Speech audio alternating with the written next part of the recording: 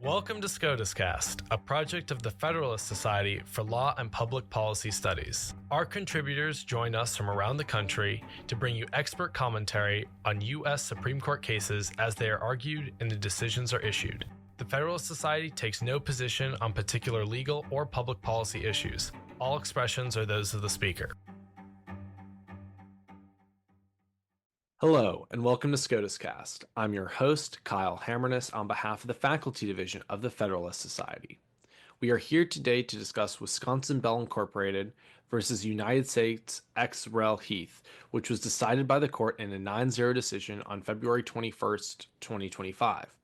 It is my honor to introduce our guest today, John Masslon. John is counsel at Keller Postman LLC, where he works on a broad range of disputes, including products liability and consumer protection suits. And with that, I'll hand things over to John to discuss how the case got to the Supreme Court. Thanks so much. It's great to be here today. This case has a bit of an interesting history in that the plaintiff, Todd Heath, has a very odd view of the lowest corresponding price regulation under the E-rate program. And the E-rate program is a program that allows schools to receive reduced price telecommunications services. For the past 15 years, Heath has been arguing that companies like Wisconsin Bell have been misinterpreting this lowest price requirement that's in the Code of federal regulations implementing the statute, and has been pushing government regulators to adopt his interpretation.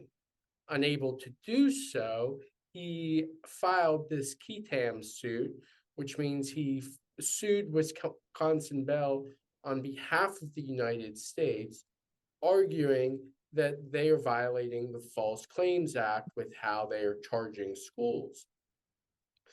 And then the Seventh Circuit said that his case could go forward because the United States provided some of the money for the E-rate program. This apparently split from the Fifth Circuit decision years before, and so the Supreme Court granted certiorari to resolve that circuit split. Great. And I guess now, since we've kind of gotten the background of how it got to the court, can you take us just a quick, minute or two of the oral arguments, kind of what the arguments were for both sides? Sure. So the main argument that the petitioner, Wisconsin Bell, made was that the purpose of the False Claims Act is to prevent the United States from losing money, to prevent the federal fisc from being the victim of fraud. And here, all the Wisconsin Bell argued, at least, all the funds were provided by private parties. So the private telecommunications carriers were paying a private corporation called USAC, the Universal Service Administration Corporation. And so they said it was private companies giving money to private companies, no federal fisc involvement, and so therefore it didn't fall under the ambient of the False Claims Act. The respondents had three arguments in response. They first argued that because federal law requires the telecommunications providers to pay the administrative corporation a certain percentage of their revenue each year, that was sufficient because the government was forcing this transfer to happen, that satisfied the providing language within the False Claims Act. The second argument was that the Treasury actually provided some funds to the Universal Service Administration Corporation, and so therefore that was a second way that funds were provided. And finally, the respondents argued that even if that wasn't the case, that USAC was an agent of the United States, so any claims presented to USAC could fall under the ambient of the False Claims Act. Great. And so, as I mentioned in the intro, the case ended up being a 9-0 decision with Justice Kagan writing the opinion for the court. Can you take us through her opinion? Sure, it's a pretty straightforward opinion. As I mentioned, the respondents argued that Wisconsin Bell's activities were covered by the False Claims Act for three reasons. Justice Kagan decided that, well, instead of reaching the two harder questions, that she would go straight to the second argument that the respondents made, and that was that the United States Treasury had paid into the Universal Services Administration Corporation. So over the course of time, I think that it was about $10 billion that USAC collected. And of that, 100 million was from the United States Treasury. And the way the Treasury received those funds were typically is a telecommunications provider would not comply with the law and would not pay their fee that they owed the USAC. And so DOJ would sue them, recover the money, and then once a judgment is entered ordering you to pay the United States government a sum certain, that money is then deposited into the Treasury. And then from the Treasury, the money was transferred to USAC. And what Justice Kagan said was this is still providing, and that even if the original source of the money was the private telecommunications companies, that the United States federal government provided it to USAC. And she used the example of an exam blue book. She said there, the proctor of an exam is providing students with the blue books when she hands them out, even if the school or somebody else actually had the money and paid for the blue books. It was still the proctor also provided the books. And so she just looked at the dictionary definition of provided, what the ordinary meaning of the word was, and determined that yes, the United States is providing of this United States' transfer of this $100 million constituted providing. And because under the False Claims Act, the United States doesn't have to provide the entire amount, it only is required to provide a portion. That was sufficient, she said, to mean that these activities were covered by the False Claims Act. Now, she was very careful to say that in one issue at oral argument was, well, if the United States only provided, let's say, 1% of the money for USAC during this time period, what damages would be available to the plaintiff in an action like this? And she said, that's a question for a different day. We're not going to address that. We are going to just say that at least because the government provided some of the money, it's covered by the False Claims Act, and litigation regarding potential recovery could happen if Wisconsin Bell is found liable under the False Claims Act. And that does seem quite straightforward, but there are two concurring opinions, one written by Justice Thomas and then one written by Justice Kavanaugh, if I'm not mistaken. Can you take us through Justice Thomas's concurrence? Because I know he doesn't talk about the question that Justice Kagan talked about, but he talks about the implications of the government's arguments if they were accepted. Yeah, so like I said, there were, again, the respondents and the government kind of had three arguments, and Justice Kagan hopped on the second one and said because of that, the funds were provided. Justice Thomas instead looks at the first and third arguments, and he kind of explains what the flaws in those arguments that he sees. So let's start with the first argument, which is saying that because the government required private corporations to transfer money to another private corporation, that therefore that suffices under the False Claims Act. Well, Justice Thomas used the analogy of a simple lawsuit. And so say two private parties are suing each other, and a United States District Court enters judgment for one of those parties and says, you lose, defendant, you have to pay the plaintiff $10 million.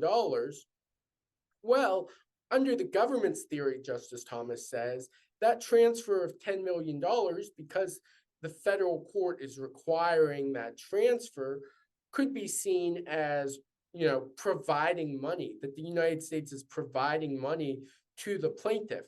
And he says that raises serious issues, both under the text of the statute and under the Constitution. He then moves on to the third argument that the respondent and the government made, which was that USAC was an agent of the United States.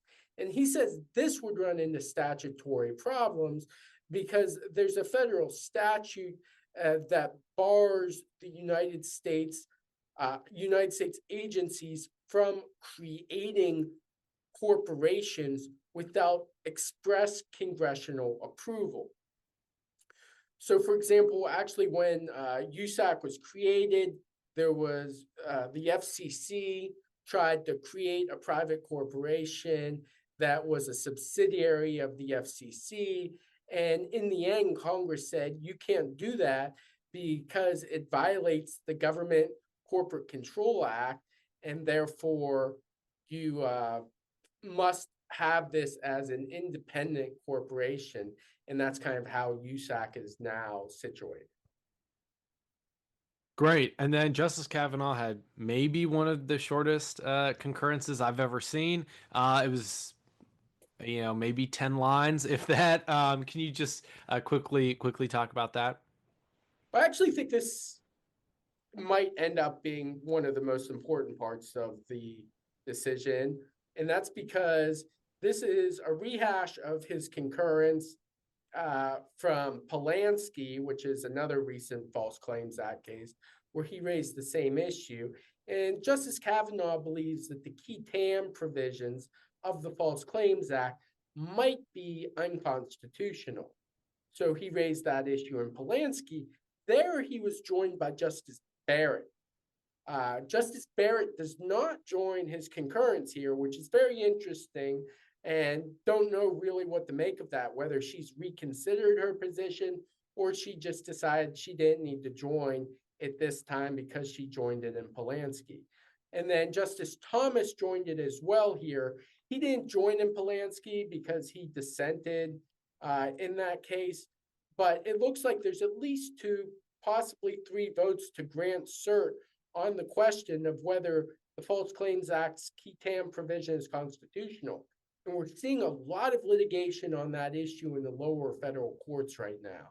A lot of companies that are being sued by relators under the False Claims Act are raising the constitutional question and are trying to get that case up to SCOTUS as soon as possible. Can you explain a little bit more about the qui tam provision that Justice Kavanaugh has raised in multiple opinions? Sure. So the United States actually doesn't file most False Claims Act cases. Instead, they rely on relators who are just ordinary citizens normally, who will file suit and say, hey, I know that this corporation is filing false claims with the government, they're committing fraud, and therefore, United States, you should be able to recover some of the money that they have been stealing from you. And what the qui tam provision says is that once you file that suit, the United States has a decision. They can either take over the case and say, oh yeah, we agree with you, we want to come in, or they could say that, you know what, we don't have the resources to do so, and so you can continue litigating that case. And then if the relator, and that's the person that sues on behalf of the United States, wins, they get to keep a sizable percentage of any recovery from the defendant. So there is a large bar now who kind of focuses on these types of cases, who they will sue companies who are committing fraud against the United States and then recover damages for that. And the constitutional question is whether this violates Article 2. because they are suing to enforce public rights, and they are not officers of the United States. There is no oversight by the Attorney General once, a relator sues and is permitted to proceed on their own behalf. So some believe that this violates Article 2 to allow relators to sue on behalf of the United States. Okay. So I guess let's quickly turn to some of the consequences that come from this decision. I know you mentioned how Justice Kavanaugh is kind of signaling that he wants the constitutional question to come up, and you mentioned that it may come up. Do you see that being the biggest consequence of a decision like this, or more so just in the actual statute and how it's used? Well, I think there's a few potential consequences. One, I do think that Justice Kavanaugh's continuing pounding the drum on the constitutional question means at some point in the near future, the court is going to have to consider the question. As far as the broader implications on the statute, one thing to note is the court has another case this term called FCC v. Consumers Research, which considers whether this Universal Service Fund setup is constitutional or whether it violates the non-delegation doctrine. And the overall impact of this case will probably depend on the decision in that case, because if the court holds that, this whole structure is unconstitutional, then the impact of Wisconsin Bell is going to be much smaller. And that's one reason that the court's ruling here is so limited and so narrow, is they kind of had that in the back of their mind. And as far as the other big potential impact is on damages, and seeing how narrow the court's decision is here, to see whether defendants moving forward are going to argue for reduced damages when the government doesn't provide 100% of the funding for a program. Right. Well, I think that that was a great overview of the case from kind of beginning to end here. Thank you so much for joining us, John. Thank you. Thank you for listening to this episode of SCOTUScast. SCOTUScast is a project of the Federalist Society, a not-for-profit educational organization of conservative and libertarian law students, law professors, and lawyers. Founded upon the principles that the state exists to preserve freedom, that the separation of governmental powers is essential to our Constitution, and that it is emphatically the province and duty of the judiciary to say what the law is, not what it should be. Don't forget to subscribe to our podcast series, including SCOTUScast and Practice Group podcasts on iTunes or Google Play. For an archive of past podcasts, as well as audio and video of past Federalist Society events, please visit our website at fedsoc.org/multimedia. That's fedsoc.org/multimedia.